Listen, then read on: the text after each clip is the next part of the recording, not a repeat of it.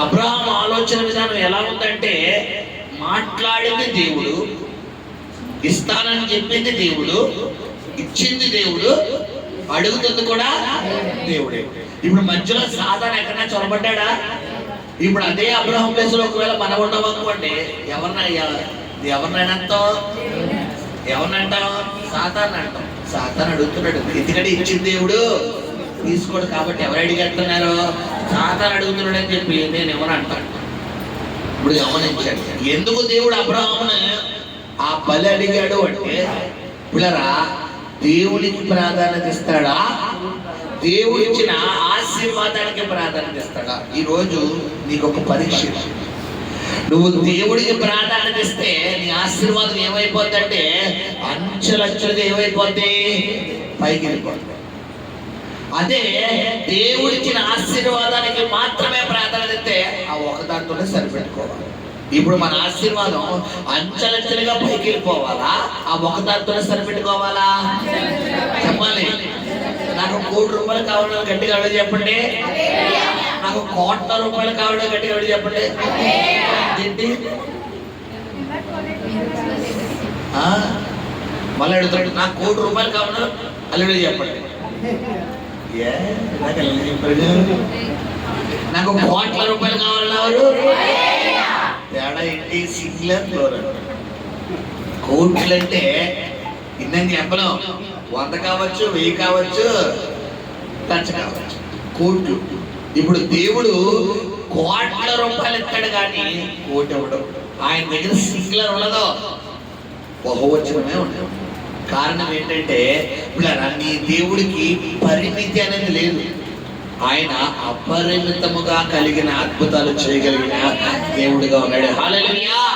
కాబట్టి అబ్రహాము ఎవరిని చదివేశాడంటే, మరి మనం ఎవరిని చదువుతున్నాం?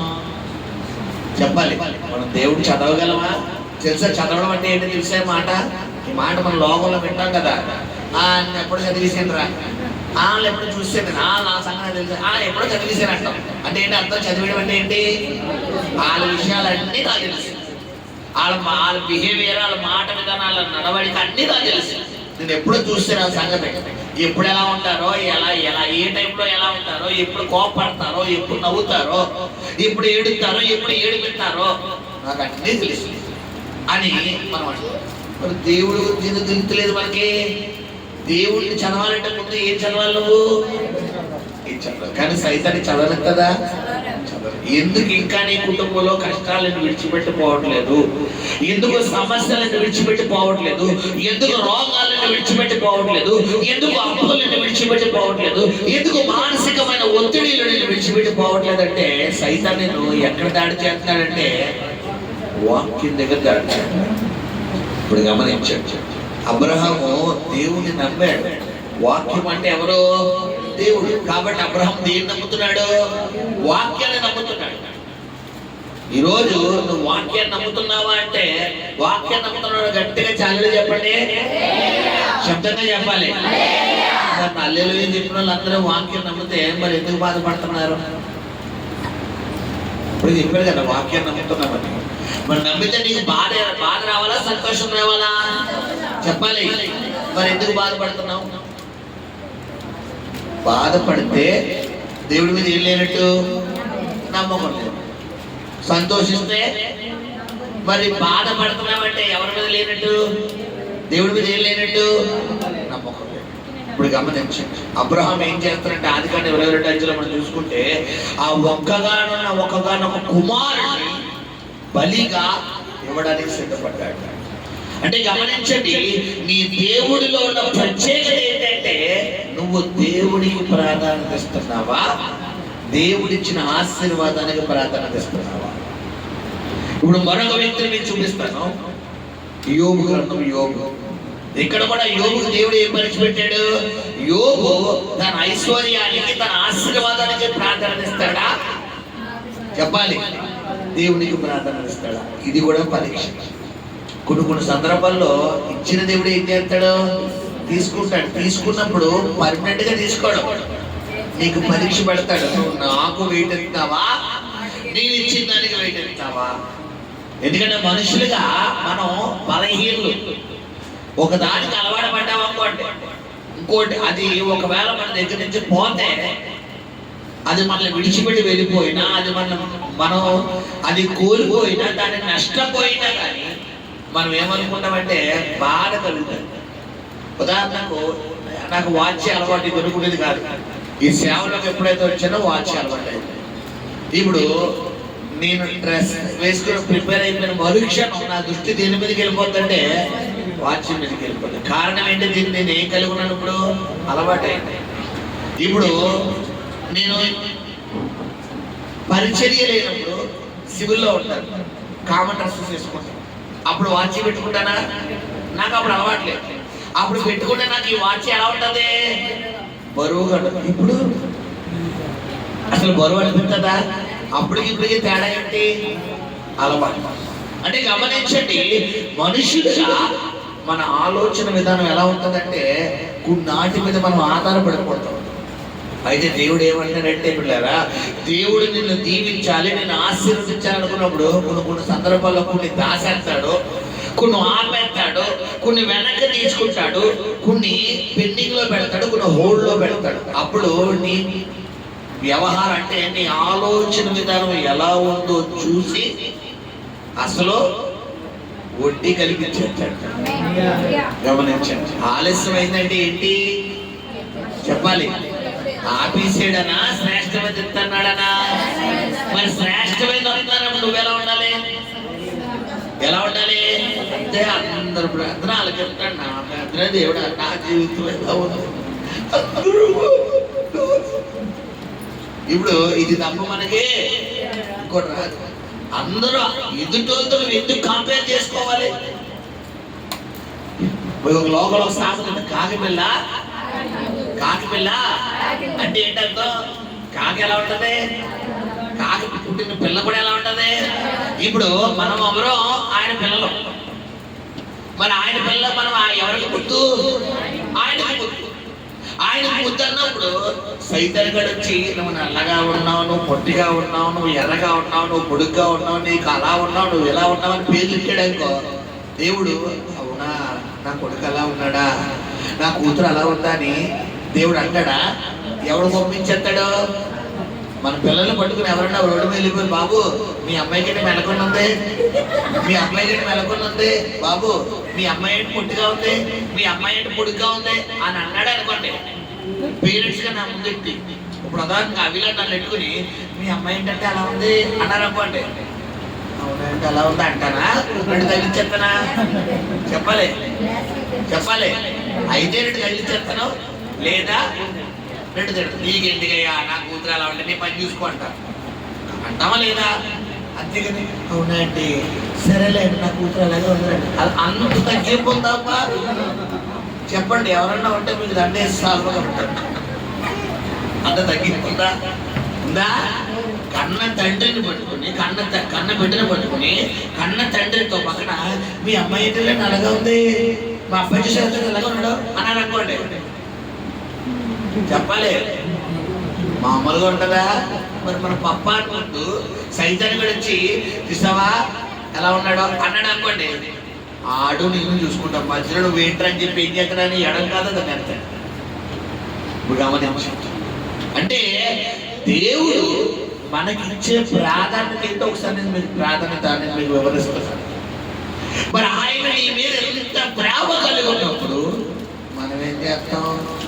నా జీవితం నన్ను అసలు ఎందుకు కన్నావో తెలియదు అంటారు. ఎవరిని పట్టుకుని? నిన్ను నీ తండ్రి ముందు ఒకడు ఎవడో దాచిపోయేదాని ఒక మాట అంటే నీ తండ్రి ఒప్పుకోవట్లేదు, కానీ అదే తండ్రిని అందరి ముందు మనం ఏం చేస్తాం? నిలదీసి అడుగుతాం. ఇది కరెక్టా? ఇందులో ఎవరి ప్రేమ ఖచ్చితమైంది? తండ్రి ప్రేమ, బిడ్డ ప్రేమ? కారణం ఏంటో తెలుసా? తండ్రి ప్రేమ వెలకట్టలేదు, నీ నుండి ఏది ఆశించదు, ఇంకా ఇవ్వాలనే కోరుకుంటారు తప్ప. అవునా కాదా? పేరెంట్స్ గా మన పిల్లలకి మనం ఎన్ని ఇచ్చినా మన తల్లి తీరుతుందా? వాళ్ళ కడుపు నిండా అన్నం పెడతాం, ఇంకొక ముద్ద తింటరా, కొంచెం పెరిగేసుకో, చారు వేసుకోమ్మా, ఓరు బాబు నా వద్దమ్మా, నా కడుపు నిండిపోయింది, ఒక్క ముద్దరా నేను తినిపెట్టాను, ఒక్క ముద్ద కుక్కి కుక్కి కుక్కి కుక్కి అంటారు.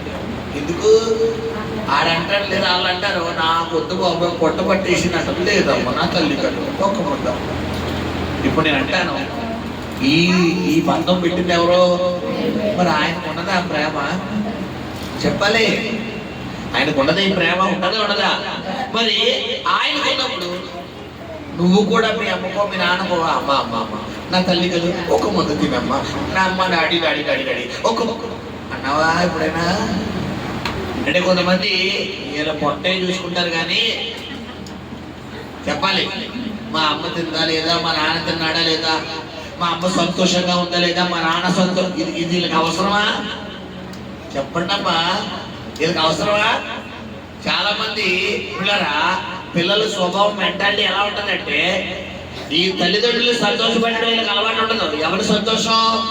నేను హ్యాపీగా ఉంటే సార్, నేను సంతోషంగా ఉంటాను. ఎవరు సంతోషంగా లేకపోయినా చెప్పాలి, పేరెంట్స్ సంతోషంగా ఉండలేకపోయినా వీళ్ళ మెంటాలిటీ ఎలా ఉంటుందంటే, నేను హ్యాపీగా ఉంటే నాకేం తక్కువ లేదు. ఇప్పుడు గమనించు, నాకు చిన్నప్పటి నుంచి అలవాటు ఏంటంటే, నేను ఏది తిన్నా మా ముగ్గురు అక్కచెల్లెలకి వెళ్తాను. అందుకే మా అమ్మగారు చిన్నప్పుడు, ఇప్పుడైతే మనిషికి గుడ్డు వేసేస్తున్నాం కానీ చిన్నప్పుడైతే గుడ్డు 30 రూపాయలు ఉండేది కదా. అలా నాకు తెలిసి 10 రూపాయల నుంచి తెలిసిన గుడ్డు, తర్వాత 30 తర్వాత రూపాయి, తర్వాత రూపాయి పావలా, రూపాయిన్నర, రూపాయి 30, 2 రూపాయలు, పావలా పెరిగింది అనమాట నాకు తెలిసి గుడ్డు. ఇప్పుడు పిల్లలందరికీ గుడ్డు 3.5, 4 రూపాయలు ఏ తెలుసు, 5 రూపాయలు 6 రూపాయలు తెలుసు గుడ్డు. ఇప్పుడు ఎంత గుడ్డు? 5 రూపాయలు 7 రూపాయలు అంట. మాకు రూపాయి పావలా నుంచి తెలుసు. మా అమ్మగారు మా నాన్నగారు గుడ్డు కడితే మా అమ్మగారు ఏంటంటే గుడ్డుని 4 ముక్కలు వేసేవాడు. గుడ్డు 4 ముక్కలు కాదు, ఆమ్లెట్ వేసాక 4 ముక్కలు, నలుగురికి 4 ముక్కలు. నేను ఏం చేసేవాడంటే, మా అమ్మగారు ఏం చేసేవాడంటే నలుగురికి 4 ముక్కలు వేసి లాస్ట్లో మూగుడు ఉడుచుకుని తినేవారు. తల్లి ప్రేమ ఎలా ఉంటుంది? మేమేం చేసేవాళ్ళు తెలుసా, మా నలుగురు తల ముక్క తీసుకొచ్చి మా అమ్మకి ఎప్పుడు. ఇప్పుడు ఎలా ఉంటుంది ఇది? ఇప్పుడు తల్లి ఆమ్లెట్ తినకపోయినా కూడా నా బిడ్డ నాకు ఎక్కడం, దీన్ని బట్టి అమ్మకు ముక్కు వచ్చినట్ట కదా. మరి అలా అడుగుతాం మనం, అమ్మ ఇది తిరిగిన తర్వాత అమ్మ మొక్క ఎత్తవో లేదు. కొంతమంది వ్యవహారం ఎలా ఉంటుందంటే, వీడు తినేస్తాడు, వీడు దృష్టి అంతా ఎక్కడుంటది ఆ పక్కన ముక్క మీద, మా అమ్మ ఎత్తదు లేదా. ఇప్పుడు తెలిసి ఏ తల్లైనా ఏ తండ్రైనా ఆ బిడ్డ కడుపే చూస్తాడు తప్ప తల్లి కడుపు చూసుకుంటుందా? చూసుకుంటే తల్లి తండ్రి ఎవరు? ఎలా కావాలా అంటే సరే తీసుకోండి, థ్యాంక్స్ అమ్మా అంటే గమనించండి బిడ్డారా, లోక సంబంధమైన తల్లిదండ్రుల ప్రేమే ఇంత ఖచ్చితంగా శ్రేష్టంగా ఎటువంటి కల్మషం లేకుండా ఉంటే పరలోక తండ్రి ప్రేమ ఎలా ఉంటుంది? ఆలోచించారా? లోక సంబంధమైన మనకి 9 నెలలు జన్మనిచ్చిన తల్లి తండ్రుల ప్రేమే ఇలా ఉంటే, ఈ తల్లిదండ్రులు వాళ్ళకి ఇన్ని కష్టాలని పిల్లలు చెప్తారా? నాన్న 1 రూపాయి నాన్న అంటే, ఈ నాన్న జేబులో ఉన్నది ఆ 1 రూపాయి. ఆ 1 రూపాయి ఇచ్చేస్తే నాన్న పరిస్థితి ఏంటో అని ఆలోచిస్తారు. కానీ పెట్టి అడిగింది కదా అని తీసుకో వెళ్ళి రూపాయితో నేను ఎన్ని కష్టపడి అంటడా? కారణం ఏంటి? పిల్లలు సంతోషంగా ఉంటారు. మరి పరలోక తండ్రి కూడా నీ మీద నోర్చి పడిపోతాడా? చెప్పాలి. కాకపోతే మనమే రివర్స్ పడతాం. ఇక్కడ గమనించండి, ఈరోజు నీ ఆధ్యాత్మిక జీవితం ఎలా ఉంది? అబ్రహాము దేవుడి మీద డిపెండ్ అయ్యాడు. దేవుడు అబ్రహాముకు బహుమానం ఇచ్చాడు. దేవుడు ఆ ఇచ్చిన బహుమానాన్ని అడిగిన మనుషులు అబ్రహాం ఏం చేస్తున్నాడు? ఇచ్చాడని రెడీ. మరి ఈ రోజు నువ్వు ఎందుకు ఇచ్చాడో చెప్పాలి, ఎందుకు తీసుకున్నాడో ఆయనకేం తెలియదు, నాకేం తెలుసు అంటున్నాడు. ఇప్పుడు ఆ యోబు గారు అలా అన్నారా? అబ్రహాం గారు అలా అన్నారా? మనమైతే అనే విషయంలో ఫస్ట్ ర్యాంక్ లో మనం ఉంటాం. కాబట్టి ఈరోజు మన ఆశీర్వాదం ఇంకా లేట్ అవుతుంది. అబ్రహాము ఎక్కడా వెనకడలేదు, యోబు కూడా ఎక్కడా వెనకడలేదు. మరి ఈరోజు మన జీవితం ఎలా ఉంది చెప్పాలి. ఈ రోజు నీ జీవితంలో ఎందుకు కార్యాలు జరుగుతలేదు, ఎందుకు ఆశీర్వాదం రావట్లేదు, ఎందుకు దీవెన రావట్లేదు అంటే దేవుడి మీద ఏం చేసేవారిగా ఉన్నామంటే మన పిల్లరా తిరుగుబాటు చేస్తాం. ఎందుకు ఎలా వచ్చావు, ఎందుకు నాకు అలా చేసావు, ఎందుకు ఎలా చేసావు, ఎందుకు ఎలా ఇచ్చావు, ఎందుకు అలా ఇచ్చావు, ఎందుకు అది వచ్చింది, ఎందుకు ఇది వచ్చింది. అసలు మనుషులుగా దేవుడి ప్రణాళిక నీకు తెలియాలి అంటే ముందు నువ్వు ఎక్కడ కూర్చుని ఉండాలి చెప్పాలి. ఎక్కడ కూర్చోవాలి? ప్రార్థనలో కూర్చోవాలి. ప్రార్థనలో కూర్చోడే దేవుడు నీకు అన్ని చెప్తాడా లేదా? చెప్తాడు. మనం ఎక్కడ కూర్చుంటాం? అయితే ఫోన్ ముందు కూర్చుంటాం, లేదా టీవీ ముందు కూర్చుంటాం, లేదా మనుషుల ముందు కూర్చుంటాం. నువ్వు కూర్చునే స్థలంలో కూర్చోకుండా నీకు దేవుడు కార్యం జరగాలి అంటే ఎలా జరుగుతుంది గమనించారు. హల్లెలూయా, హల్లెలూయా. ఒకటే, నీ జీవితంలో నీ కథని దేవుడు ఏం చేసే దేవుడు మొత్తం మార్చే దేవుడు. రెండవదిగా మనం చూసుకుంటే కనుక యాకోబు కథ. యాకోబు స్టోరీని కూడా ఏం చేసాడు సైతాను పిల్లరా? తన జీవితాన్ని మొత్తం తారుమారు చేశాడు అనుకోండి. ఎవరు సైతాన్ని స్కెచ్ చేయండి చెప్పాలి. తల్లిని వాడుకొని, యాకోబు తల్లిని రెబెకాను వాడుకొని ఆ అన్న ఆశీర్వాదాలన్నీ కూడా తండ్రి ద్వారా పొందుకుని తర్వాత అన్నలో కోపం పెట్టేసి ఎలాగైనా యాకోబుని చంపేద్దాం అనుకున్నది ఎవరి ప్లానో?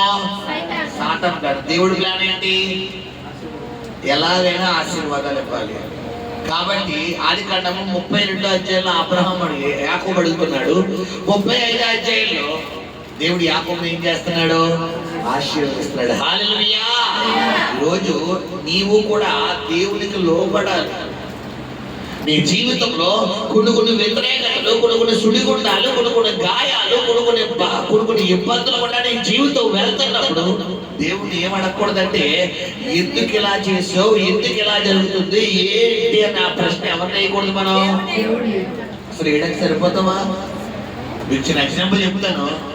ఎంతమంది బస్సు ఎక్కారు ఇక్కడ? నేను కరెక్ట్గానే, మీరు కరెక్ట్గానే ఉన్నారు. బస్సు ఎవరు ఎక్కడో ఎక్కలేదమ్మా. బస్సు ఇప్పుడైతే అందరూ ఎక్కేస్తారు. ఎందుకు? Free bus. ఒకప్పుడు పురుషులకి పిల్లరా బస్సు ఉన్నప్పుడు స్త్రీలకు మాత్రమే ఉండేది. ఇప్పుడు వ్యవసాయం పురుషులకు మాత్రమే అన్నట్టు ఉండదు. ఎందుకంటే సీట్లు 90% సీట్లు ఎవరు ఆక్రమించేస్తున్నారు? లేడీసే. ఆ 1% సీట్లు మాకు ఇస్తున్నారు. అవి కూడా లేవు. దాన్ని కూడా ఏం చేస్తారు? టీవీలో వీడియో చూస్తున్నారు కదా, కారు బట్టి లాగి కూర్చునిపోతారు. అంటే మెజారిటీ ఎలా ఉంది చూడండి బయట. హల్లెలూయా. ఇప్పుడు గమనించండి. సరే, బస్సు ఎక్కి ఎంతమందికి అనుభవం ఉంది కదా? నేను ప్రశ్న వేస్తాను. కండక్టర్ దగ్గర కానీ డ్రైవర్ దగ్గర కానీ సీట్లు ఉన్నా సీట్ ఇస్తారా? ఎందుకు ఎవరు చెప్పాలి. Driver seat కదట్లేదు. డ్రైవర్ పక్కన ఖాళీ ఉన్నా, కండక్టర్ పక్కన ఖాళీ ఉన్నా సీట్ ఇస్తారా? ఎందుకు ఎవరు చెప్పాలి. డ్రైవర్ పక్కన కనుక నువ్వు కూర్చున్నావు అనుకో, ఏదైనా స్పీడ్ బ్రేకర్ వస్తున్నా, ఆటో వస్తున్నా, బస్సు వస్తున్నా పక్కన ఎవరిని డిస్టర్బ్ చేసేస్తావు? అనుకుంటుంది బాబు. నీకు కంగారు ఎక్కువ, భయం ఎక్కువ, ఆందోళన ఎక్కువ, టెన్షన్ ఎక్కువ, స్పీడ్ ఎక్కువ. కాబట్టి ఆ కింద గేరు గాడిపోతే నీ కాల్ తిప్పి పెడతాడు.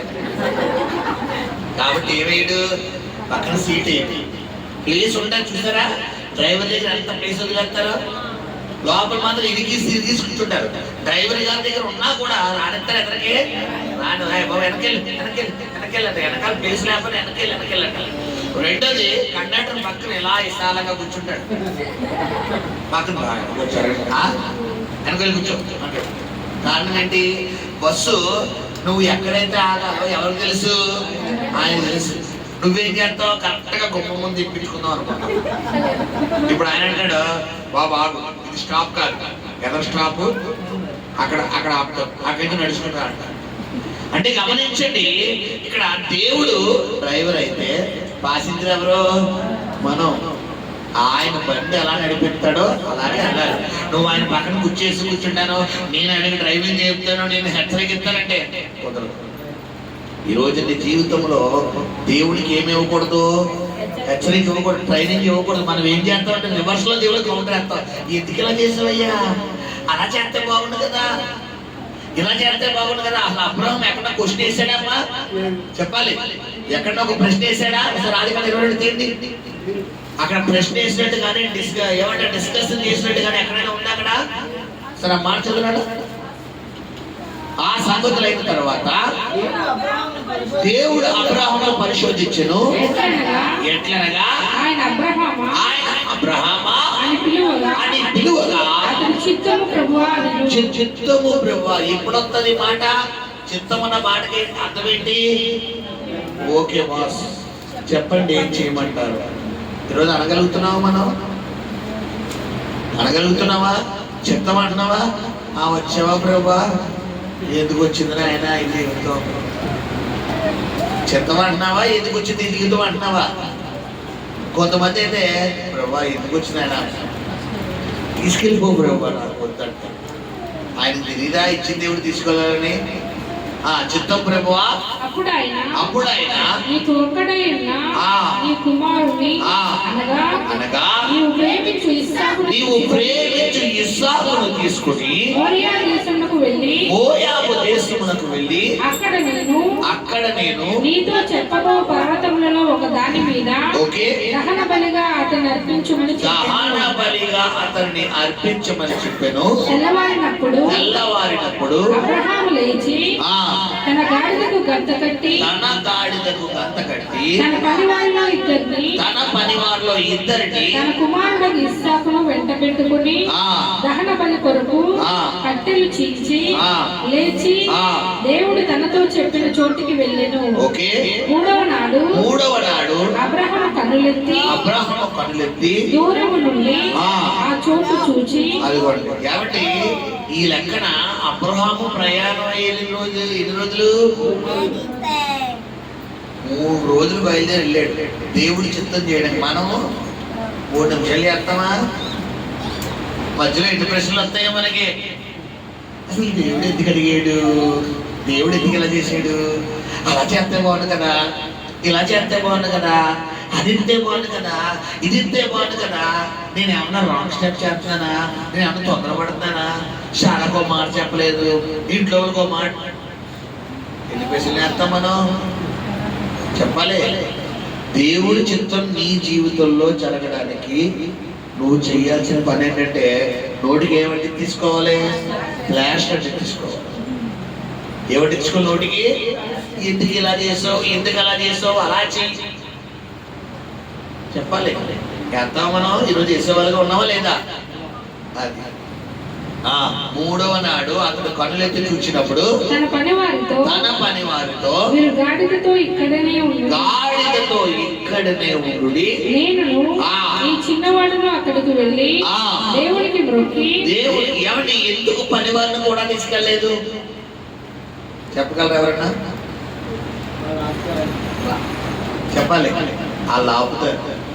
ఎవయా అప్పుడు మెంటలెక్కుతా లేక పిల్లడితే చెప్పాలి. చంపేస్తావా? ఏ శానస్థం పట్టేసిన బాబు. కొంతమంది ముసలోళ్ళు వచ్చాక ముసలిదాన్ని వచ్చాక ఏమైపోయింది? శానస్థం వచ్చేసింది ముసలాడికి. చెప్పిందే చెప్తాడు, ఇదే ఎంతమంది ఎంతనాలే.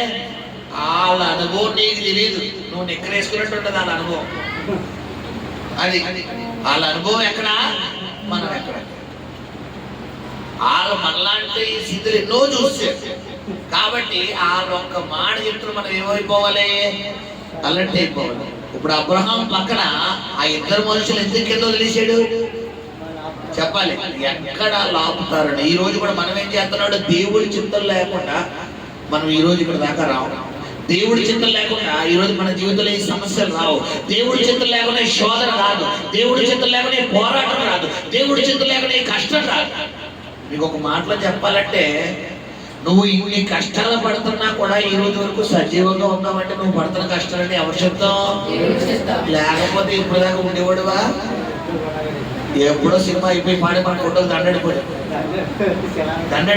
సెలవు విగ్రహం పడేది నాకు బ్రదర్ అంటాడు. విగ్రహాలు కట్టించలేడు మన ఫోటోలకి. అంత పాపులారిటీలు కాదు, జస్ట్ ఫోటో వేసి పక్కన.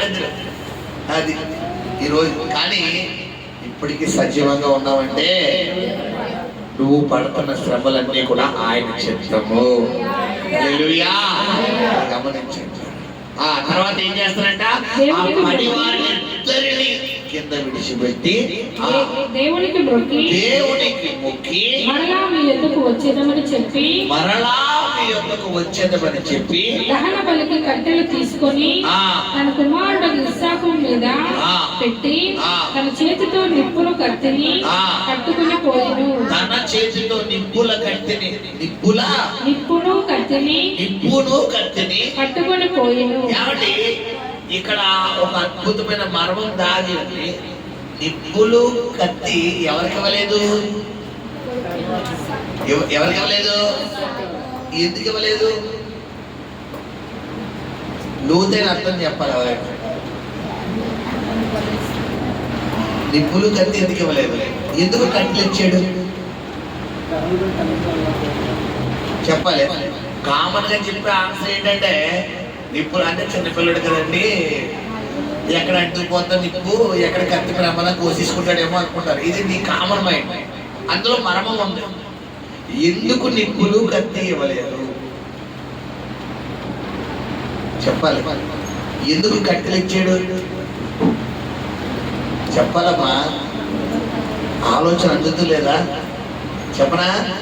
నిప్పులు కత్తి దేవుడి చిత్తం, కట్టెలు ఇస్సాకు చిత్తం. ఇస్సాకు వరకు కట్టెలే. నిప్పులు కత్తి అనేది ఎవరు మొయ్యాలి? అబ్రహాము మొయ్యాలి. ఈరోజు నువ్వు చెయ్యాల్సింది నువ్వు చేస్తే దేవుడు చేయాల్సింది దేవుడు చేస్తాడు. మొత్తం నువ్వే పోసి నేను ఖాళీ చేస్తూ ఊపుకుంటూ వచ్చేస్తానంటే చెప్పాలి. కట్టెలు ఎవరు ఎత్తున పెట్టాడు దేవుడు? ఇస్సాకు. అది అబ్రహాము, ఇస్సాకు ఎత్తున. ఇప్పుడు కట్టెలు అంటే కొన్ని బాధ్యతలు ఎవరిని ఎత్తున పెడతాడు దేవుడు? మన ఎత్తున పెడతాడు. విషయం ఏంటంటే గుర్రపిల్ల పైన ఉంటుంది, నీకు ఇవ్వాల్సిన ఆశీర్వాదాలు అన్నీ ఇస్తాడు. కానీ కొన్ని బాధ్యతలు మాత్రం ఏం చెయ్యాలి? మొయ్యాలి, తప్పదు. కొన్ని కష్టాలు పడాలి, తప్పదు. కొన్ని బరువులు మొయ్యాలి, తప్పదు. ఆ బరువు కూడా నువ్వే మోసేనా ఆయన అన్నామనుకోండి చెప్పాలి. ఎవడి పళ్ళు ఆడుకోవాలి, పక్కనడు తోవడం. ఎంత భర్త అయినా ఎంత బిడ్డ అయినా మా అభిలా ఉంటుంది. డాడీ పళ్ళుతో ఉంటుంది. ఒకసారి నేను తోవేను, లోపల స్పీడ్గా వెళ్ళిపోయింది. అప్పటి నుంచి నాకు ఏమవుతుందో బ్రష్ అవుతుంది. బాబాయ్ నువ్వు తోవుతున్నాడు, నేనే తోవుకుంటాను. నేను కావాలనే తోవేను. ఎందుకు? నేను తోవితే నేను తోవడం ఏంటి? రాని పళ్ళు వాళ్ళ మమ్మీ తర్వాత తోగింది. వాళ్ళ మమ్మీ ఈ టైం కన్వేడేసింది, నేను ఈ టైం కన్వేడేసింది. అప్పటి నుంచి ఏం చేయదు అవిలా, మాకు బ్రష్ అవుతుంది, అవిలే తోముకుంటాను. అంటే ఏంటంటే ఎవరు చెయ్యాల్సిన పని నువ్వు చెయ్యాల్సింది నువ్వు చేస్తే మన పప్పా చేయాల్సింది నువ్వు మాత్రం ప్రార్థన చేయవు, వాక్యం చదువు, వాక్యానుసారంగా జీవించు, దేవుడు మనకు లోపడు. నీకు అన్ని ఏం చేసేయాలి? ఆయన కార్యాలు, ఆశీర్వాదాలు, దేవుళ్ళు కుప్పలు వచ్చి మర్చిపోవు. నేను అంతే. కట్టెలు ఎవరిని ఎత్తుమే పెట్టాడు? ఇస్సాకు ఎత్తుమే పెట్టి. అంటాను ఈ చేతితో కట్టెలు కత్తి తీసుకొచ్చి కట్టెల్లో పెట్టేసి కట్టెలు అబ్రహాం నెత్తిమే పెట్టుకుని ఈ చేతితో ఏమంటారు నిప్పు పట్టుకుని ఈ చేతితో ఇస్సాకు చేయబట్టుకోలేడా? ఎందుకు ఇస్సాకు చేతితో ఎత్తుమే కట్టెలు? ఇస్సాకు చేయాల్సింది ఇస్సాకు చేయాలి, అబ్రహాం చేయాల్సింది అబ్రహాం చేస్తాడు. దేవుడు చేయాల్సింది ఏంటి? పొదలో గొర్రెను ఏర్పాటు చేయడం. ఆ గొర్రె ఏంటి? ఇక్కడ నీ ఆశీర్వాదం. నువ్వు చేయాల్సింది నువ్వు చేయి. నీ బిడ్డల చేత చేయించాల్సింది వారి చేత చేయించు. చాలా మంది అంటారు, పిల్లరా మీ పిల్లల్ని ప్రాంతంలో పెంచుతున్నారంటే ప్రార్థన చేయించినామంటే అంటే పొద్దున్నే లేగరండి, అలా స్కూల్కి లేట్ అయిపోద్ది కదా, అంటే పొద్దున్నే లేకపోతే మళ్ళీ ఎక్కడ పాడైపోతారు. ఇప్పుడు అలాగే రేపు పొద్దున్న పెద్దగా ఎడతారు మనకి బహుమానం. కాబట్టి పిల్లలు ఏం చేయాలి? బైబిల్ అది బాలు నడవలసిన రావులే పెద్దవాడైతే ఏమవునంటాడు? అవిల నాతో కుటుంబ ప్రాంతం కూడా లేపెడతాడు. కుటుంబ ప్రాంతం చేస్తాక అవిలను కొడుకోను. చిన్నప్పటి నుంచి మనం లేసి ఒకసారి అవిలా నిద్ర వచ్చేది ఏమంటే డాడీ కుటుంబ ప్రాంతం చేయడానికి నిద్ర వచ్చేస్తాడు డాడీ అంటే పిల్లల బాలు నడవలసిన రావులు నడిపెడితే చాలా కుటుంబాలు ఏంటంటే ఆ పిల్లలు బేగం పడుకుని పోతారండి, నేను మా ఆయన చేసుకుంటాం. నువ్వు మీ ఆయన అంటే పిల్లల కుటుంబానికి వద్దా, పిల్లలకు ప్రార్థన వద్దా? కొంతమంది అంటారు మా ఆవిడ రాదండి, మా ఆవిడ చేసుకోదండి, నాకు నేనే, మా ఆవిడ చేయదండి. కుటుంబం ఎలా అవుతుంది? అబ్రహాం ఏం చేస్తున్నాడు? కొడుకు నెత్తి మీద కట్టెలు పెట్టాడు. అబ్రహాం మొయ్యాల్సిన మోస్తాడు, దేవుడు చేయాల్సింది చేస్తాడు. నువ్వు చేయాల్సిన నువ్వు చేస్తే నీ పిల్లలు చేయాల్సిన పిల్లలు చేస్తాడు. వాళ్ళకి బాధ్యతలు మనం నేర్పాలి. నువ్వు ప్రార్థన చేయి, నువ్వు వాక్యం చదువు అని చెప్పాలి. మనం చెప్పడానికి ముందు ఎవరు పాటించాలి? అబ్రహాం గారు పాటించారు కాబట్టి కొడుకు చేత చేయించాడు. ఇక్కడ గమనించండి. ఇంకో మాట అంటాను, అసలు అప్పుడు దాకా ఆ కట్టెలు ఎవరు మోసారు? ఇస్సాకు మోసాడా? ఎవరు మోసారు? పనులు. అక్కడ దాకా ఎవరు చెప్తాం? పనులు. అంటే అప్పుడు అబ్రహాముకి ఇస్సాకుకి అవసరం ఉందా? కొంతవరకు నీకు దేవుడు సపోర్టర్లు ఎత్తాడు. కొంత టైం వచ్చాక సపోర్టర్స్ కూడా ఎవరు తీసేస్తారు? దేవుడే. కారణం ఏంటి? పిల్లలు ఉన్నారమ్మా, చిన్నప్పటి నుంచి నడక నేర్పుతాం మనం. వాళ్ళు పడిపోతున్నారంటే అన్ని వెళ్ళి పట్టించుకున్నాం అనుకోండి, వాళ్ళు నడవస్తుందా? ఏం చేయాలి మనం? పడిపోతున్నప్పుడు ఏం చేయలేక వదిలేస్తే పడిపోతే తగ్గుతుంది అన్న విషయం ఎవరికి తెలియాలి? వాళ్ళకి తెలియాలి. మనం ఏం చేస్తాం? వాళ్ళు పడిపోతుంటే ఇలా ఇలా ఇలా పట్టించుకుంటే వాళ్ళ కాలు ఏమో ఇంకా ఇలా దడికలు స్ట్రైట్ గా రావాలంటే ఏం చేయాలి? తల్లిదండ్రులుగా మనం వాడికి బేస్ చూపించాలి. తల్లిదండ్రులుగా మనం చేయాల్సిన బాధ్యత ఏంటంటే వాడికి సపోర్ట్ ఇవ్వాలి. మంచి పట్టుకున్నాడు నాన్న, ఈ గుచ్చి పట్టుకున్నాడు నాన్న అని ఏం చేయాలి? మనం వాడికి ప్రోత్సహించాలి. దేవుడు నీకు ప్రోత్సహిస్తాడు. నువ్వు ప్రార్థన చేయి, నువ్వు వాక్యం చదువు, నా సన్నిధిలో కనిపెట్టు, నా మాటకు లోబడు. మనం ఏం చేస్తాం? ఇది తప్ప అన్ని చేస్తాం. ఇది పట్టుకో. మరి ఎలా వస్తుంది? నీకు సపోర్ట్ లేకుండా. ఇప్పుడు నేను ఇక్కడ కింద కార్పెట్ వేసుకున్నాను కాబట్టి నా కాళ్ళు స్మూత్ గా ఉంటాయి. అదే రెడ్ కార్పెట్ మీద నుంచుంటే గంటలు నుంచుంటే నా కాళ్ళు ఏమైపోతాయి? బాగా వస్తుంది. అంటే గమనించండి, మనకు దేవుడు సపోర్ట్ ఇస్తాడు. మనం ఏం చెయ్యం? ఆ సపోర్ట్ నిలబెట్టుకో. ఇక్కడ అబ్రహాం ఏం చేస్తున్నాడంటే పిల్లరా, ఆ ఒక్కగానొక కుమారుని నెత్తి మీద కట్టెలు పెట్టాడు. ఆ తర్వాత వారిద్దరూ కూడి వెళ్ళుచుండగా ఇస్సాకు తన తండ్రి అయిన అబ్రహాముతో నా తండ్రి అని పిలిచెను. అందుకతడు ఏమి నా కుమారుడా నేను. అప్పుడు అతడు నిప్పులు కట్టెలను ఉన్నవి కానీ దహన బలికి గొర్రె పిల్ల ఏది అని అడుగుగా అబ్రహాము నా కుమారుడా దేవుడే దహన బలికి గొర్రె పిల్లను చూచుకొనునని చెప్పాను. అలాగూ వారిద్దరూ కూడిన తర్వాత దేవుడు అతనితో చెప్పిన చోటికి వచ్చినప్పుడు అబ్రహాము అక్కడ బలిపీఠమును కట్టి కట్టెలు చక్కగా పేర్చి తన కుమారుడు ఇస్సాకును బంధించి ఆ పీఠము పైన కట్టెల మీద ఉంచెను. కుమారుడు ఏం చేశాడంట చెప్పాల మాట హైలైట్ చేయాలి. బంధించండి ఏంటి? క్రమశిక్షణ. నీ పిల్లల్ని పెట్టగలుగుతున్నావా? స్వేచ్ఛ చేస్తున్నావా? పిల్లల్ని ఏం చేయాలి? ఈరోజు మనం బంధించలే. ఎవరికి ఫోన్ చేస్తున్నావు? టైం ఎంత అయింది? ఇంకా పడుకోలేదేంటి? ఎక్కడికి వెళ్ళావు అమ్మా బంగారం? ఇది ఎలా ఉంటుంది? ఎవరితో మాట్లాడుతావు అమ్మా బంగారం అంటే నేను ఎవరితో మాట్లాడతలేదు మమ్మీ డాడీ అంటాడు. కారణం ఏంటి? వీళ్ళ ప్రేమాలకి ఎలా కనబడుతుంది? చేతగా అంటారు. ఎక్కడికి వెళ్ళి అడిగే విధానం ఎలా ఉండాలి? ఖండితంగా ఉండాలి. ఆ పాప నవ్విలని వాళ్ళ మమ్మీ కంట్రోల్ చేయలేదు. ఎందుకంటే కంట్రోల్ చేయలేదు. ఏమంటే చెప్తారు ప్రేమ. నాకు ప్రేమ లేదా? నాకు ప్రేమ లేదా? నేను ఒక్క మాట అంటే ఆగిపోవాలంటే కారణం ఏంటి చెప్పాలి? గట్టి. కుమారుని ఏం చేశాడు? అబ్రహాము బంధించాడు. నీ కుమారుడిని నీ పిల్లలు మంచిగా వాళ్ళ భవిష్యత్తు బాగుండాలంటే ఒక పేరెంట్స్ గా నువ్వేం చేయాలనే బంధించాలి, ఇంట్లో బంధించాలి. వాళ్ళు ఎక్కడికి వెళ్తున్నారు, ఏం చేస్తున్నారు, ఎక్కడ ఉంటారు, ఎలా వెలుగుతున్నారు, ఎవరితో మాట్లాడతారు, ఎంతసేపు మాట్లాడతారు, ఏమేమి మాట్లాడతారు, ఎవ్రీ మూమెంట్ నీకు తెలియాలి. నువ్వు వదిలేసావా నీ పిల్లల భవిష్యత్తు నువ్వే పాడు. అబ్రహాం ఏం చేశాడంట? నేను అంటాను, ఒకవేళ అక్కడ అబ్రహాం కనుక ఇస్సాకును బంధించకపోతే ఇస్సాకు కట్లు పడుకుంటాడా? చెప్పాలి. ఇస్సాకు పడుకోపోతే గొర్రెపిల్ల వస్తుందా? గొర్రెపిల్ల వస్తుందా? గొర్రెపిల్ల రాకపోతే అసలు అబ్రహాం విశ్వాసం తండ్రి అవుతాడా? అంటే ఇక్కడ ఎవరి చిత్తం రిజెక్ట్ చేయడం వల్ల దేవుడి చిత్తం దూరం అయిపోయింది. దూరం అయిపోతే ఎవరిష్టం రిజెక్ట్ చేయడం వల్ల దేవుడి చిత్తం దూరం అయిపోతే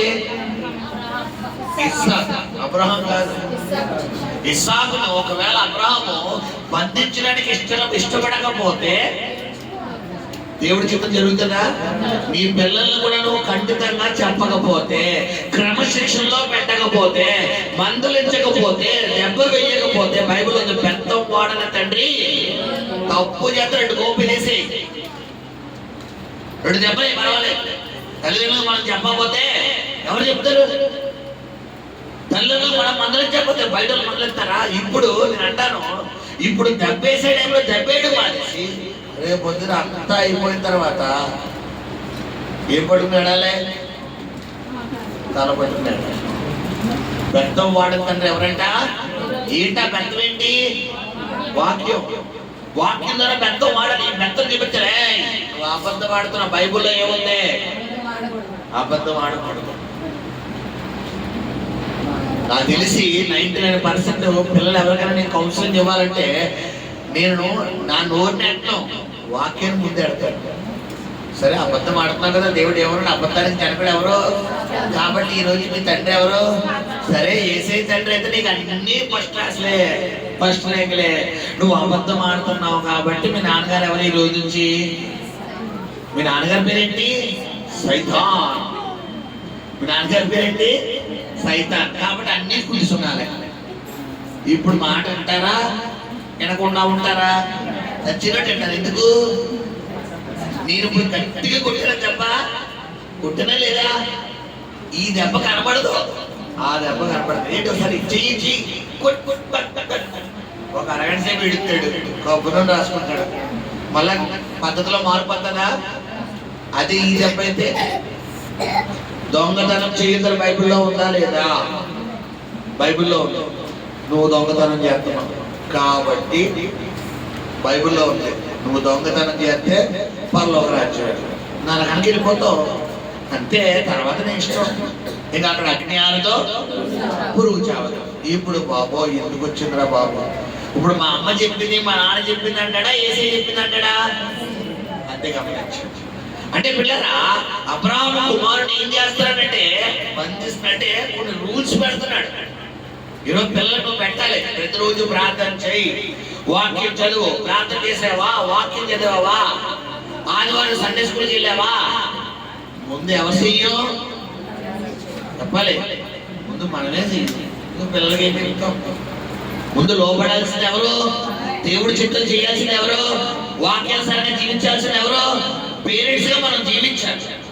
మనం వాళ్ళ ముందు నొక్కుతాం. ఏంటిది? రిమోట్. నానా అది కన్నా ఇంతటి డాడీ అది డాడీ, డాడీ ఇది డాడీ. ఇప్పుడు ఫోన్లో వాళ్ళ ముందే మనం తక్కువ టిక్కు చూస్తాం. ఏంటయ్యి? టిక్కు టాక్. వాళ్ళ ముందు ఎలా రీల్స్ ఎగరేస్తాం. వాళ్ళ ముందే ఎగరంటే అది బాగుందమ్మా డాడీ, డాడీ అది వాళ్ళతో కొట్టుకున్నా చూసావా? ఇప్పుడు ఏమవుతుంది? పిల్లల భవిష్యత్తు పాడే. కారణం ఎవరు? పునాది ఎవరు? ఇక్కడ మనమే. గమనించు. అబ్రహాము చెయ్యాల్సినవన్నీ చేస్తున్నాడు. కట్టెలు ఎత్తుని పెట్టాడు. అంటే బాధ్యతను తెలియపరుస్తున్నాడే. నేను బాధ్యత పొద్దున్న లేగాలి, చదువుకునే పిల్ల పొద్దున్న లేగాలి, ఇదిగో నువ్వు ప్రార్థన చేసే లేగాలి, వాక్యం చదవాలి. బాలుడైన తోమలో వాడు నడిపించిన ఎడలా వాడు పెద్దవాడు అయిన తర్వాత తొట్టెలు పోడు. మొక్క ఏమవుతుంది? చిన్న పిల్లలుగా ఉన్నప్పుడు వాళ్ళకి ఏం చేయాలి? నిద్ర గలతో లేచి ప్రార్థన చేయడం నేర్పాలి. మనం ఏం చేస్తాం? అయ్యిందే నేర్పం. ఇప్పుడు ఒక వయసు వచ్చాక చేయమంటే ఎక్కడ చేస్తారు వాళ్ళు? వాళ్ళని తప్పు, వాళ్ళని అని తప్పులేదు. ఎవరి తప్పు? పేరెంట్స్గా మన తప్పు. మనం చెప్పాలి. మనం చెప్పకుండా వాళ్ళకి ఏం తెలుసు? అబ్రహాము ఇస్సాకు నెత్తిమీద కట్టెలు పెట్టాడు. బాబాయ్ నాన్న నేను పోయిలా పోతాను అని అంటాడు. కానీ అబ్రహాం విడిచిపెట్టాడా? నీ పిల్లలు కూడా కొన్ని బాధ్యతలు తీసుకోవడానికి ఇష్టపడరు. నువ్వు ఖండితంగా చెప్పాలి, నువ్వు చెయ్యాలి పని, నువ్వు ప్రార్థన చెయ్యాలి, చర్చికి రావాలంటే నేను చెప్తున్నాను, లేకపోతే నీకు చూసుకో అని చెప్పాలి.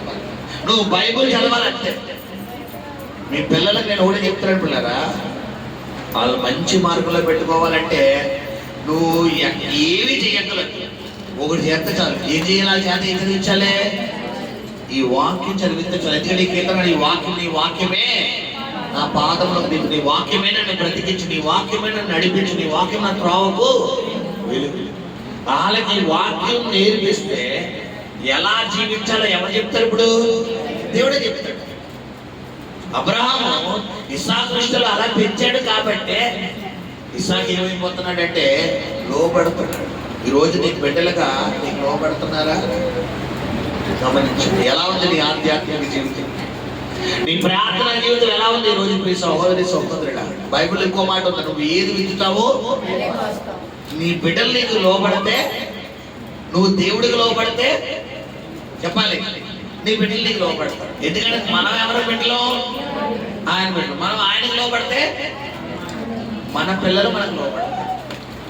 మన పిల్లలు మనకు లోబడాలంటే మన పిల్లలకు ఇక్కడ గమనించండి, మన పిల్లల మాట మనం వింటే చెప్పాలి, ఏది విందో అది కోస్తాం కదా. మన పిల్లల మాట మనం వింటే మనం ఎవరి పిల్లలు? మన మాట ఎవరు వింటారు? మనం వాళ్ళ మాట వింటావా? నేను చెప్తే జరగాలి. షాపింగ్ వెళ్ళి వచ్చినప్పుడు మా నాన్నగారు తీసుకెళ్ళి గతంలో చెప్పారు, మా ఫ్రెండ్స్ అందరం మంచి మంచి షర్ట్లు వేసుకుని చక్కగా తయారయ్యేవారు. నాకు మాత్రం మా నాన్నగారికి భవిష్యత్ ప్రణాళిక ఎక్కువ. ఇప్పుడరా నా 7th క్లాస్ నుండి 10th క్లాస్ టీషర్ట్లు కొనిచ్చేవారు. అంటే ఇంట్లో బీరోలో పెట్టుకుని దాచుకునేది అనుకోవచ్చు. ప్రజెంట్ నేను వేసుకుని 10th క్లాస్ టీషర్ట్లు అనమాట. ఇంత ఉండే టీషర్ట్లు ఇందులోంచి నేను అప్పుడు పేద కొన్ని ఒళ్ళు చేసాను. అప్పట్లయితే మన వయసు ఈ బ్లెస్ ఇలా సన్నంగా ఉండాలి అలా ఉండేవాడిని. ఇంకా ఈ పాప కొంచెం పర్వాలేదు, ఇంకా నేను యూనిఫామ్లో ఉండేవాడిని. అందులో నుంచి గాలి వెళ్ళిపోయింది. ఆ మళ్ళా నన్ను ఇన్సర్ట్ చేయమనేవాడు. అసలే గాలి వెళ్ళిపోయింది. ఆ గాలి దాంట్లో ఇన్సర్ట్ చేస్తే ఎలా ఉంటుంది? ఇలా ఎలాంటి ఉంటుంది. మా వాళ్ళు అందరూ నన్ను చూసినారు. అంటే కొంతమంది తల్లిదండ్రులకి ఏ ప్రణాళిక ఎక్కువ? ఎదుగుతున్నాడు కదా, ఎప్పుడో ఎదిగేదాని గురించి ఇప్పుడు ఎందుకమ్మా? వాళ్ళకి ఇష్టమైన బట్టలు కొనండి, వాళ్ళు సంతోషిస్తారు. వాళ్ళు మా డాడీ నాకు నచ్చింది కొన్నాడు, మా మమ్మీ నాకు నచ్చింది, సంతోషం. ఆ సంతోషం కదా మనం చూసింది. అలా కొన్ని ఇష్టాలు ఎవరిని గౌరవించాలి? మనం వాటిని గౌరవిస్తామా? గౌరవించాలి. కొన్ని ఇష్టాలు ఉంటాయి వాళ్ళకి. ఆ ఇష్టాలు మనం రెస్పెక్ట్ చేస్తే మన పప్ప కూడా మన ఇష్టాన్ని రెస్పెక్ట్ చేస్తారు. ఇప్పుడు గమనించండి. అలాగే చెప్పి మొత్తానికి అవకాశం అంటే ఎవరికి ఇవ్వకూడదు? చెప్పాలి, ఎవరికి ఇవ్వకూడదు? వాళ్ళకి ఇవ్వకూడదు. మంచి ఉంటుంది. ఇప్పుడు ఈ చిరిగిపోయిన బట్టలు వస్తున్నాయి. పైకి ఎవరమ్మా? చిరిగిపోయిన బట్టలు వస్తున్నాయి. ఇక్కడ చిరిగిపోయింది, ఇక్కడ చిరిగిపోయింది, ఇక్కడ చిరిగిపోయింది, ఇక్కడ చిరిగిపోయింది. ఇలాంటి బట్టలు కోరుకున్నారు అనుకోండి, అప్పుడు వాళ్ళ ఇష్టాన్ని గౌరవించాలా? 4 తగిలించాలి. ఒళ్ళంతా కప్పుకున్న బట్టలు కొనాలి. అంటే గమనించండి, అంటే నీవు దేవుడు మాటకు లోబడి ఉన్నప్పుడు నీ మాటకు నీ బిడ్డలు లోబడతాడు. నువ్వు దేవుడి చిత్తాన్ని చేయగలిగినప్పుడు దేవుడిని చిత్తం చేయగలుగుతాడు. అబ్రహాము దేవుడి చిత్తాన్ని చేస్తున్నాడు కాబట్టి ఇస్సాకు అబ్రహాం ఇష్టానికి లోబడతాడు. ఇప్పుడు గమనించండి, ఎందుకు నీ కుటుంబంలో ఇంకా ఆశీర్వాదాలు రావట్లేదు, ఎందుకు దీవెన రావట్లేదంటే ఎవరి చిత్తానికి లోబడతలేదు మనం. అది గమనించండి. నువ్వు దేవుడికి లోబడాలి. ఇక్కడ గమనించండి, అబ్రహాము ఆ చివరిగా చదువుకుని ముగింది చదువునంట. అప్పుడు అబ్రహాము తన కుమారుని వధించుటకు తన చెయ్యి చాపి కత్తి పట్టుకొనగా యెహోవా దూత పరలోకము నుండి అబ్రహామా అని అబ్రహామా అని అతన్ని పిలిచెను. హల్లెలూయా. ఏమండి, అబ్రహాం ఎక్కడ ఉన్నాడు? దేవదూత ఎక్కడ ఉంది? దేవదూత ఎక్కడికి మాట్లాడుతుందంట? అసలు పరలోకానికి అబ్రహాము ప్లేస్కి సంబంధం ఉందా? మరి ఎలా మాట్లాడిందంటారు? చెప్పాలి. ఎలా మాట్లాడిందంటారు? దేవదూత అబ్రహాం దగ్గరికి వచ్చినట్టు ఉంది అక్కడ. అబ్రహాం అవసరం వల్ల మాట్లాడినాడా? యెహోవా దూత పరలోకము నుండి అబ్రహామా అబ్రహామా, అది అక్కడ ఆగండి. పరలోకం నుండి అబ్రహాం ఎక్కడున్నాడు? భూలోకంలో ఉన్నాడు. భూలోకం ఎక్కడ? పరలోకం ఎక్కడ? నేను అంటాను, అబ్రహాం ఎవరి చిత్తానికి లోబడిపోయాడు కాబట్టి అబ్రహాం వైఫై ఎవరు కనెక్ట్ అయిపోయింది? ఇప్పుడు దేవుడు కనెక్ట్ అయిపోయిన తర్వాత ఒక విధంగా చెప్పండి, అబ్రహాము ఎవరి లైన్ లో ఉన్నాడు? ఇప్పుడు దేవుడు అబ్రహాంతో ఏం మాట్లాడు? దేవదూత అబ్రహాంను దేవుడు ఫోన్ తీసుకుని దేవదూత ఏం చెప్తుంది? హలో హలో అబ్రహాం, తొందరపడుకో, ఎత్తిని కట్టి. ఎప్పుడైనా పడతా దేవుడు స్వరం నీకు? నీ బండి ఆయన కరెక్ట్ అవ్వాలి. ఎప్పుడు కరెక్ట్ అవుతుంది? ఆయన చిత్తంలో చెయ్యాలని ఆలోచన. ఒకసారి మీరు అక్కడ అర్థాలు ఒకసారి గమనించండి. దేవదూత ఎక్కడ ఉంది? పర్లోకం. ఇప్పుడు నేను ఇక్కడ ఉన్నాను. నేను ఇక్కడ ఉండి హైదరాబాద్ లో హాయ్ హాయ్ అంటే వినబడుతుందా? ఇప్పుడు హైదరాబాద్ లో హాయ్ హాయ్ అన్నాను. అప్పుడు ఏం చేయాలి? ఫోన్ వాడి హైదరాబాద్ ఎవరో ఉన్నా తెలిసిన వాళ్ళకి కాల్ చేసి, లేదా దుబాయ్ ఉన్నా తెలిసిన వాళ్ళకి కాల్ చేసి హాయ్ హాయ్ అన్నాడు. వినపడుతుందా లేదా? దేవుడు కూడా, దేవుడు ఎవరికి ఫోన్ చేశాడు? అబ్రహాం. అబ్రహాం ఎవరితో కనెక్ట్ లో ఉన్నాడు? కాబట్టి అంటే ఏంటి? ఎప్పుడు దేవుడు మనతో కనెక్ట్ లో ఉంటాడు? చెప్పాలి. నా గొర్రెలు ఆ స్వరం. ఎప్పుడు ఆయన స్వరం వినగలం మనం? ఆయనతో కనెక్ట్ అయిపోయి. ఎప్పుడు కనెక్ట్ అవుతాం? లోకల్లో పాపంలో ఉన్నప్పుడా? ఎప్పుడు మన బండి ఆయన కనెక్ట్ అవుతుంది? వైఫై ఎప్పుడు కనెక్ట్ అవుతుంది?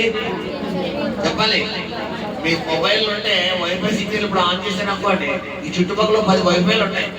టక్క టక్క టక్క సిగ్నల్ చూపించారు, కానీ ఒకవేళ కనెక్ట్ అవుతుందా? కారణం ఏంటి? ఇప్పుడు ఆయనకి పాస్వర్డ్ ఉంటుంది. ఏంటి ఆ పాస్వర్డ్? చెప్పాలి. వాక్యానుసారమైన జీవితం. ఇది నువ్వు ఎప్పుడైతే చేయగలుగుతావో నీకు రావాల్సిన ప్రతి ఈవులు క్రీస్తు యేసు మహిమలో తీర్చబడతాయి. హల్లెలూయా. ఇప్పుడు సాధారణ కూడా ఏం చేయాలి తెలుసా? ఈ పాస్వర్డ్ నువ్వు ఎక్కడ కరెక్ట్ గా నొక్కేస్తావని నీ మైండ్ లో వచ్చి చూడండి. పాస్వర్డ్ ఒక్క డాట్ తప్పు వచ్చినా కరెక్ట్ అవుతుందా? డివైస్ కరెక్ట్ అవుతుందా? కారణం ఏంటి? వాళ్ళు ఎలా పెట్టారో. ఇప్పుడు దేవుడి చిత్తం నీ జీవితంలో ఎక్కడ 100% జరిగిపోతుంది, ఎక్కడ నువ్వు దీవించబడిపోతావని పాయింట్ అంటే కామ పెట్టు. దాని కింద డాష్ అని దాన్ని ఏమంటారు? స్పేసా? ఆ స్పేస్ స్పేస్ ఇవ్వద్దు ఇవ్వద్దు ఇవ్వద్దు అంటాడు. ఎక్కడ నీ బ్రెయిన్ చెదిరిపోతే దేవుడి చిత్రం నుంచి బయటకు వచ్చేస్తే నీవు దేవుడి చిత్రం నుంచి దూరం అయిపోతే కనెక్షన్ పెట్టయిపోయి అప్పుడు ఎవరికి పొందుతారు? సాధన. కాబట్టి నువ్వేం చేయాలి? ఈ వాక్యాన్ని బట్టి ఎవరి చిత్తానికి లోపడాలి? దేవుడి చిత్తానికి లోపడాలి. నువ్వు చెయ్యాల్సింది నువ్వు చేస్తే దేవుడు చేయాల్సింది దేవుడు చెప్తాడు. నువ్వు ఏమీ చేయకుండా దేవుడు చెయ్యాలంటే జరుగుతుందంటే జరగకుండా. రెండోది తల్లి బిడ్డల బంధం కోసం చెప్పాం. తల్లిదండ్రులుగా మనం చేయాల్సింది ఏంటంటే వాళ్ళ నెత్తి మీద ఏం పెట్టాలి? కట్టెలు పెట్టాలి. ఏంటి ఆ కట్టెలు? ఏంటి? బరువు. ఆ బరువు అంటే దేని తెలియబడుతుంది? బాధ్యత. వాళ్ళకున్న బాధ్యతలు చెప్పాలి. ప్రార్థన చేయి, వాక్యం చదువు, అది చక్కబెట్టు, ఇది చెయ్యాలి. ఇప్పుడు వాళ్ళ పని కూడా మనమే చేసేస్తే వాళ్ళు ఎలా తయారవుతారు? చెప్పాలి. ఇంకా వాళ్ళకి రేపు పొద్దున ఆడపిల్లలు చిన్నతనం నుంచి ఆడపిల్లకి ఏం నేర్పాలి? ఇంట్లోని ఇంటి పని, వంట పని అంటే నేర్పాలి. ఇప్పుడు చాలా మంది తల్లిదండ్రులు ఈ పిల్లలు ఆడపిల్లలు ఎలా పెంచుతారంటే మాకు ఒక్కన కూతురండి, వాళ్ళకి నేనే చేయాలి మొత్తం. రేపు పొద్దున చేసే అల్లుడు వచ్చి అల్లుడు అంతరింటికి వెళ్ళాక అక్కడ సినిమా. నేను పువ్వు అంటే ఆరాధన, కొడుకు డుక్కులు తప్ప, కొడుకు ఆవిడ తప్ప. చెప్పాలి. వీళ్ళకి ఏమీ రా. అప్పుడు మళ్ళా ఎవరో ఫోన్ వస్తుంది, తిరిగి మనకు వస్తుంది ఫోన్. అమ్మా ఏంటి మీ అమ్మాయికి ఏం నేర్పారు అంట. మా ఇంట్లో 3 ఆడవాళ్ళు, పెద్దక్క చిన్నక్క చెల్లి. మా పెద్దక్క ఉన్నప్పుడు ఇల్లంతా చక్క పెట్టేసింది, రెండక్క ఒక పని చేసింది, మా చెల్లి బొమ్మాడేసింది. తర్వాత పెద్దక్క పెళ్ళి అయిపోయింది, అది బాధ్యత ఎవరు పడిపోయింది, ఇప్స్వామి పడిపోయింది. ఇప్సుగా పని చేసేసింది, అప్పుడప్పుడు నేను పని చేసేవాడిని, మా చెల్లి బొమ్మాడేసింది. తర్వాత ఇప్సుగా పెళ్ళి అయిపోయింది. తర్వాత ఎవరు పెళ్ళి అయింది, సేవకు వచ్చేసరికి ఆ ఇంట్లో బట్టలు ఉతకాలి, అవి చేయాలి, ఇది చెయ్యాలంటే సేవ నరకం చూసినట్టు ఉండేది. అప్పుడప్పుడు ఫోన్ చేసి అక్క ఎందుకు వెళ్ళిపోయావు పెళ్లి చేసుకుని అని. ఇప్పుడు పెళ్లి చేసుకునేప్పుడు అంటారు అసలు ఈ పెళ్లి ఎందుకు చేశారా బాబు అంటారు. ఎందుకు పెళ్లికి ముందు ఏం నేర్చుకోలేదు అని. కాబట్టి ఇప్పుడైతే వచ్చేసింది ఇలాంటి కాలం ఏం నేర్పుతుంది, అన్నీ నేర్పేస్తాయి, అనుభవాలు అన్నీ మనకు నేర్పేస్తాయి. ఇప్పుడు వద్దన్నా కూడా పొద్దున్నే చక్క 6 గంటలకు 5 గంటలు లేచిపోతారు, పనులు చక్క పిడుచుకుంటారు, అన్నీ చక్క పెడతారు. కారణం ఏంటి, చెయ్యకపోతే ఎవరో చేయరు. అప్పుడైతే మా అమ్మగారు అన్నీ చేసుకుని వస్తారు. అంటే చాలా మంది తల్లిదండ్రులు పిల్లలకి ఏం చేయరు, ఆడపిల్లలకి పని చెప్పరు, అస్సలు చెప్పరు. నేను చెప్తున్నాను, మీకు ఒక పేరెంట్స్గా మీకు ఉంటే మీ పిల్లలకి ఎప్పుడు ఏ వయసులో ఏం చేయాలో ఇప్పుడే నేర్పడతారు. ఇప్పుడు నేర్పితేనే రేపు పొద్దున్న పెద్ద అయ్యాక ఏం చేస్తారు, గిన్నెలు ఆ బట్టలు జాడించు అని చెప్పాలి. వద్దులేండి, ఆ చేతులు లేక చేతులు కదా. ఇప్పుడు వాళ్ళ చేస్తే ఎక్కడ ఇలా చేతులకు అందిపోతాయేమో అని ఇప్పుడు చేయరు. రేపు పొద్దున ఒక వయసు విద్యాత నాకు చేతులు లేదు, ఎందుకు చేస్తారు, నువ్వు తయారు చేసుకోలేదు వాళ్ళు. ఇప్పుడు గమనించుంటారు. అంటే పిల్లల్ని పెంచే విధంగా పెంచితే వాళ్ళు ఎవరు మాట్లాడతారు, అబ్రహాము తన కొడుకుని చిన్నప్పటి నుంచి ఎలా పెంచుతున్నాడంటే లోబడుతున్నాడు. ఇస్సాకు, అందుకని బైబిల్లో ఇస్సాకు అబ్రహాంకి ఏమయ్యాడట, విధేయత చూపిస్తాడు. విధేయుడు అంటే ఏంటి, లోబడ్డం. తెలిసి ఎలాంటి తండ్రి అయినా బంధించి కట్టిలో పడుకోబెడతా అలా కొడుకు ఉంటాడా, ఉండడు. ఏం చేస్తాడు, పారిపోతాడు. బాబు నీ నమస్కారం అడిగి కట్లో ఇలా కదిలిపోతాడు. అసలు ఉంటాడా ఉండడు. కానీ ఇస్సాకు ఎందుకు ఉండగలిగాడు, నా తండ్రి నన్ను చెప్పడు, నా తండ్రి దేవుడు ఏదో చెప్తూ ఉంటాడు, అందుకే నా తండ్రి నన్ను ఎలా చేస్తాడు అని. అబ్రహాం మీద ఇస్సాకు ఏముంది, ఈ రోజు నీ తల్లిదండ్రుల మీద పిల్లలుగా మీకు కూడా ఏముండాలి, నమ్మకం ఉండాలి. నమ్మకం ఉంటేనే ఈ రోజు ప్రపంచం అంతా ఇమిడిపోయింది.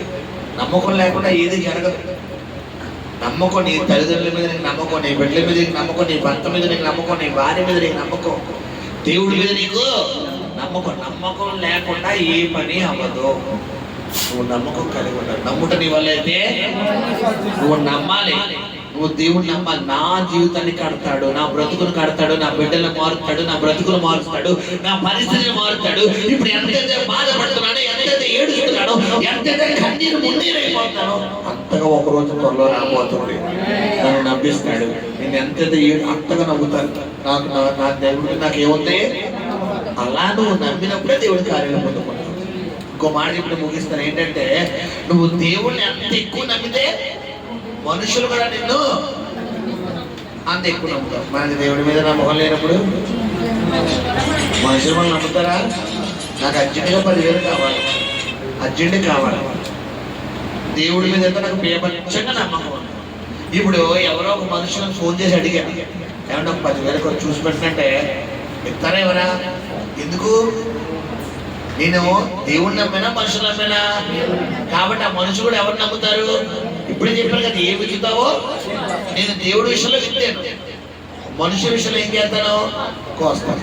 ఇప్పుడు దేవుడి మీద నమ్మకం లేదు. నాకు దేవుడి జీవితాన్ని అద్భుతం చేస్తాడని కానీ, అప్పులను తీరుతాడని కానీ, రోగం తగ్గిస్తాడని కానీ, నా భర్తను మారుతాడని కానీ, నా భార్యను మారుతాడని కానీ, నా బిడ్డలు మారుతాడు, అసలు నా బ్రతుకును మారుతాడని కానీ నాకు నమ్మకం లేదు. ఇప్పుడు మనుషులు కూడా నిన్ను చెప్పాలి శబ్దంగా, మనుషుల్ని నమ్మాలంటే ముందు నువ్వు ఎవరిని నమ్మాలి? ఇదంతా లింకప్. నువ్వు ఏది విత్తితే నీకు 1,00,000 రూపాయలు కావాలంటే నువ్వు ముందు ఎవరిని నమ్మాలి? 1,00,000 ఇవ్వగలని. మనం ఎవరిని నమ్ముతాం? రెడ్డి గారిని నమ్ముతాం. ఆ రెడ్డి గారు వస్తారు, నేను అడిగాను ఇస్తారు, నాకు నమ్మకం ఉంది. రెడ్డి గారు వస్తారు, రెడ్డి గారు ఇస్తారు, రెడ్డికి ఇస్తారు. ఈ వారం ఇస్తానంటే వచ్చే వారం వస్తారు, వచ్చే వారం ఇస్తారంటే పై వచ్చే వారం వస్తారు, ఆ పై వచ్చే వారం వస్తారంటే అవతల వారం ఇక ఇవ్వనని చెప్తారు.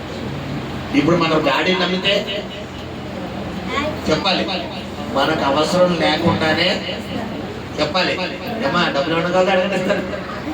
ఇప్పుడు ఆయన రివర్స్లో అడగాలంటే ముందు నువ్వు ఎవరి దగ్గర నమ్మకం కలిగి ఉండాలి. అర్థమైందా పిల్లరా? ఎంతమందికి అర్థమైంది? గట్టిగా చెప్పండి. అర్థమైపోయింది వాళ్ళు గట్టిగా చెప్పండి. అర్థమైపోయింది వాళ్ళు గట్టిగా చెప్పాలి. మాకు అర్థమైంది వాళ్ళు గట్టిగా చెప్పాలి. అర్థమైంది వాళ్ళు గట్టిగా చెప్పాలి. అర్థమైపోయిన వాళ్ళు గట్టిగా చెప్పాలి. ప్రార్థన చేసుకుంటాం. అందరూ అలాంటిగా ఉంటారు. పరిశుద్ధ నమ్మకం కనికరం కలిగిన ప్రియపరులకు తండ్రి, నీ పరిశుద్ధ పాదాలకు లెక్కలేని మహిమ గణిత ప్రభావాలు ఆరోపిస్తున్నాం నాయన. ప్రభువా నీకు వందనాలు చెల్లిస్తున్నాం నాయన. ఈ రోజు